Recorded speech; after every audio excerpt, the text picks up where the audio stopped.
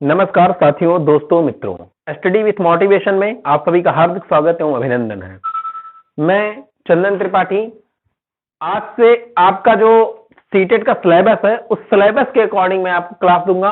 वो जो क्लास मैं देने जा रहा हूँ वो आपकी बाल विकास की क्लास है, बाल मनोविज्ञान की क्लास है। बाल विकास बाल मनोविज्ञान की जो सिलेबस है उस सिलेबस को अगर आप सीटेट का देखेंगे तो उसका जो पहला टॉपिक या पहला प्रकरण है वो है विकास की अवधारणा और सीखने के साथ उसका संबंध।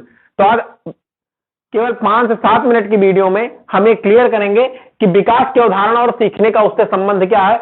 कि यदि जो सिलेबस का पहला टॉपिक है अगर इससे किसी भी तरीके का अगर वो प्रश्न बनाता है तो आप उसे कंफर्म कर पाए।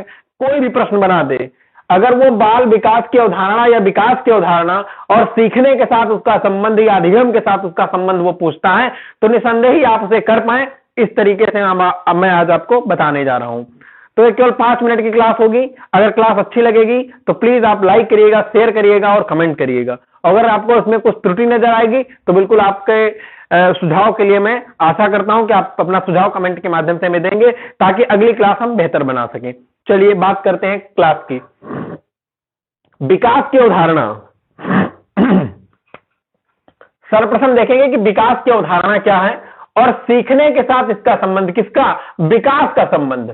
सीखने के साथ इसका क्या संबंध है, या सीखने को यहां पे लिख सकता है अधिगम। अधिगम के साथ इसका क्या संबंध है। थोड़ा गला खराब है, उसके लिए क्षमा चाहते हैं। अधिगम के साथ इसका क्या संबंध है? तो मैं आपको कंफर्म करा देना चाहता हूं कि विकास एक सार्वभौमिक प्रक्रिया है जो जन्म से लेकर के अविराम चलती रहती है। यह केवल शारीरिक वृद्धि पर डिपेंड नहीं होता है कि केवल शारीरिक वृद्धि के लिए ही होता है, बल्कि यह शारीरिक, मानसिक, सामाजिक, संवेगात्मक जो परिवर्तन होते रहते हैं, जो सकारात्मक नकारात्मक परिवर्तन होते रहते हैं, वो आपका विकास है। विकास की मेन अवधारणा यही है कि जब आप मां के पेट में होते हैं, जब आप गर्भाकाल में होते हैं और कहते हैं मृत्युपरंत मतलब मृत्यु से पहले तक, मृत्यु के मरने से पहले तक जो भी क्रिया होती है वह विकास के अंतर्गत आती है। कोई भी क्रिया आप अपने मन से सोचिए। मान लीजिए एग्जामिनर किसी भी तरीके का आपको प्रश्न बना के दे रहा है और आपको उसमें दिखाई पड़ रहा है, आप थोड़ा सा चिंतन कर रहे हैं, आपको लग रहा है कि जन्म के पूर्व यानी आप जब गर्भ अवस्था में होते हैं तब से लेकर के और मरने से 1 मिनट पहले तक जिस भी प्रकार का परिवर्तन आपके पास हो रहा है, चाहे वह सामाजिक हो, मानसिक हो, संज्ञानात्मक हो, किसी भी तरीके का परिवर्तन आपको नजर आता है तो वह विकास ही है। अब इसका अधिगम के साथ कैसा संबंध होगा? देखिए, अधिगम के साथ इसका क्या संबंध, यानी विकास का अधिगम के साथ में या सीखने के साथ में कैसा संबंध है? तो इसके साथ में इसके कई पक्ष होते हैं, जिन पक्षों को लेकर के जब हम चलते हैं तो वो इसमें इसको संबंध को दर्शाते हैं। जैसे मान लीजिए शारीरिक पक्ष है तो शारीरिक पक्ष सीखने में एक बहुत अच्छा जो है आपका सकारात्मक और नकारात्मक प्रभाव डालता है। आपको बताना चाहेंगे अगर सकारात्मक की बात की जाए, जैसे मान लीजिए कोई व्यक्ति है या कोई बालक है और वो बीमार रहता है या वह विकलांग है या उसके किसी तरीके से जन्मजात किसी प्रकार का रोग है, तो उसका विकास कहीं ना कहीं प्रभावित हो जाएगा। उसका जो सीखना या अधिगम होगा विकास का, उसका कहीं ना कहीं कमजोर हो जाएगा। तो इसके लिए क्या करना चाहिए? इसके लिए हमको उसके स्वास्थ्य के पक्ष, शारीरिक पक्ष को विकसित करना चाहिए। उसको कोशिश करना चाहिए कि अच्छे आहार मिले, अच्छी पोषक तत्व उसको मिले।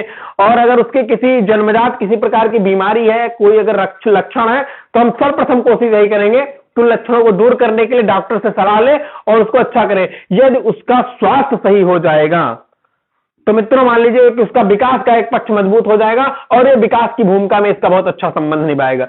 दूसरा पक्ष आ गया संज्ञानात्मक पक्ष। तो संज्ञानात्मक पक्ष की अगर हम बात करेंगे तो वह भी कहीं ना कहीं विकास में इसका बहुत अच्छा या अधिगम में इसका बहुत अच्छा संबंध दर्शाता है। ये दोनों प्रकार से होते हैं, नकारात्मक भी होते हैं और सकारात्मक भी होते हैं। तो सकारात्मकता की अगर बात की जाए तो अगर कोई व्यक्ति है, उसको अच्छा वातावरण मिल रहा है और उसका संज्ञान अच्छे से काम कर रहा है तो बालक प्रतिभाशाली बालक या फिर सृजनशील बालक भी हो सकता है। लेकिन अगर कोई बालक मंदबुद्धि है, सृजनात्मकता उसकी अच्छी नहीं है, या उसका संज्ञानात्मकता अच्छी नहीं है, या उसका परिवेश उतना अच्छा नहीं है, या बालक को जन्मजात से ही दिमाग की कोई दिक्कत है, तो कहीं ना कहीं ये भी क्या संबंध, इसका जो सीखने का संबंध होगा वो बहुत ज्यादा प्रभावित होगा। तो कहने का सिर्फ एक चीज, आप बहुत ध्यान से एक लाइन में आपको जो आपका टॉपिक का पहला दिया हुआ विकास की अवधारणा और सीखने से उसका संबंध, ये केवल एक लाइन में आप कंफर्म कर लीजिए कि वे समस्त चीजें जो जन्म से पूर्व, जब आप मां के पेट में होते या बालक मां के पेट में होता तब से लेकर के और मरने से पहले तक जितनी भी क्रियाएं होती हैं, या सकारात्मक या नकारात्मक, दोनों प्रकार की क्रियाएं, यह केवल शारीरिक वृद्धि का काम नहीं होता है, यह केवल शारीरिक वृद्धि के अंतर्गत नहीं आता है, बल्कि शारीरिक, मानसिक, सामाजिक, संवेगात्मक परिवर्तन सम्मिलित रहते हैं इसमें। गर्भकाल से लेकर के मृत्यु परंत मतलब कि मृत्यु से पहले तक जो कुछ भी हम सीखते हैं समाज से, शरीर से, संवेगात्मकता से, गत्यात्मकता से, वह सब हमारे अधिगम की अवधारणा है। यानी अधिगम की अवधारणा को एक लाइन में अगर व्यक्त करना हो तो विकास की अवधारणा जो है या अधिगम का इसका संबंध है, एक लाइन में कह सकते हैं कि यह निरंतर चलने वाली प्रक्रिया है। विकास एक निरंतर चलने वाली प्रक्रिया है, विकास एक क्रमिक प्रक्रिया है।